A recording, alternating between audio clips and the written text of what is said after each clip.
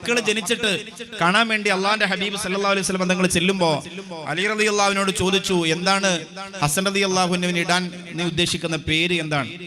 അപ്പൊ അലി റളിയല്ലാഹുവിന് ഒരു വിപ്ലവകാരിയാണ്, ഒരു ധൈര്യശാലിയാണ്, ഭീരുവല്ല, ഭയന്നോടുന്ന ആളല്ല, തന്റേടിയാണ്, വീരപുലി എന്നല്ലേ നമ്മൾ അലി റളിയല്ലാഹുവിനെ കുറിച്ച് പറയുന്നത്. വാപ്പാക്ക് അത്രയും ധൈര്യം ഉണ്ടെങ്കിൽ മകനിടുന്ന പേരിന് അതിൻ്റെതായ ഒരു ഇസ്സത്ത് വേണം.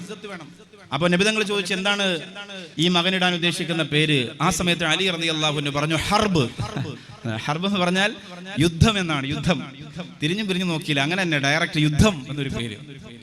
അലി റളിയല്ലാഹുവിന്റെ ചങ്കൂറ്റം നിങ്ങൾ നോക്കണം. ചില ആളുകൾ ഇന്നും മക്കൾ ജനിക്കുമ്പോൾ ആവേശത്തിലാണ് മക്കൾക്ക് പേരിടുന്നതിൽ, ആ അർത്ഥത്തിലൊക്കെ.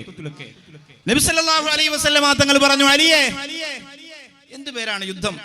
ഇത് ഹസനാണ്, ഹസൻ. അങ്ങനെയാണ് നബി തങ്ങൾ ഹസൻ എന്ന് പേരിട്ടത്.